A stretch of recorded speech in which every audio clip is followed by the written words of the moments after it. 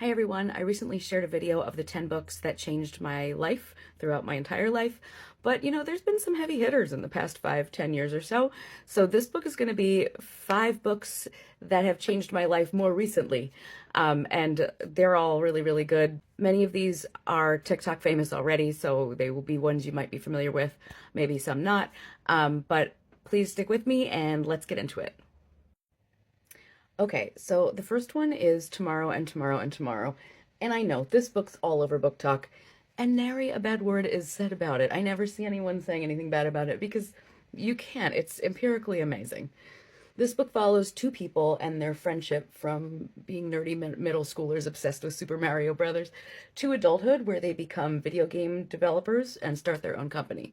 The character study and development in this book is, I think, what makes this book. It's like I've never seen. I feel like Sam and Sadie are forever in my circle of friends because I know them so well. And even the side characters are so incredibly written. Sam's mom and his grandparents, Sadie's family, and the professor turned lover, Dove.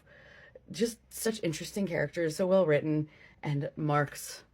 Oh my god, Marks. Hashtag Marks forever.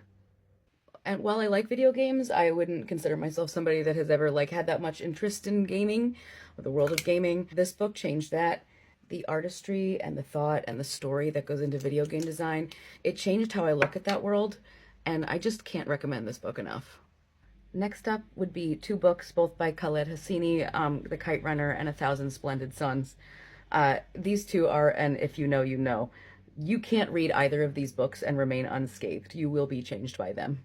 The story of Amir and Hassan live rent-free in my head and will forever. This story is about trauma and grief, and more specifically, the grief of being witness to someone else's trauma. But somehow this book manages to be hopeful and beautiful, and I will never ever forget it as long as I live. A Thousand Splendid Suns has similar feels to Kite Runner. I mean, it's its own story. It's not similar in story. It's not like a sequel. But this one is about sisterhood. It's about women. And I love that no matter the culture, the country, the situation, women are freaking incredible beings that can do amazing things when they lift each other up. It is devastating, this book. Devastating. But also, again, hopeful, and you can't come away from this book unchanged. All right, I think I'm going to add some glam. So the next books are the Neapolitan novels by Elena Ferrante. That shouldn't be a surprise. Those are also all over TikTok. They are 4 books called My Brilliant Friend, The Story of a New Name, Those Who Leave and Those Who Stay, and The Story of the Lost Child. These books are an epic journey of a friendship between 2 women, Elena and Leila, from their very young childhood to their old age. The book starts in 1950s Naples, and it is so vividly constructed that I could see and hear and feel it. It was incredibly done.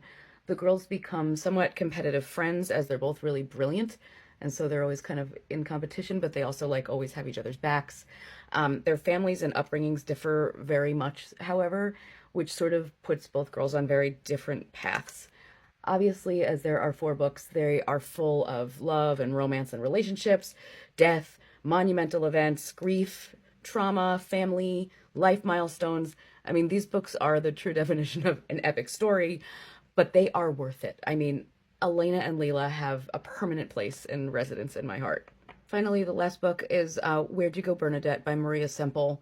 I feel like this book prepared me for my midlife crisis, and I will forever be grateful for that. This book has kind of a wild plot, and the plot is really great, but what is at the center of this book is this message that women, especially as they get older, need to be careful to not surrender their own identity to their new identities as mom and wife. Especially for a naturally creative person, having a creative pursuit is vital to survival and to mental health. And like I said, this book is very incredibly funny and well crafted. There's some mystery, there's some intrigue, there are extremely compelling characters in Bernadette, but also in her daughter and her husband, and some of the people in their orbit. I laughed out loud while reading this book, but this book also wedged itself into a sad place within me, and I vowed to always remain Lauren in honor of Bernadette. I mean, that book is part of the reason that I decided to even start this channel. So the answer to Where'd You Go, Bernadette? Right into my soul. And that's the look. It's a little dramatic for a Wednesday.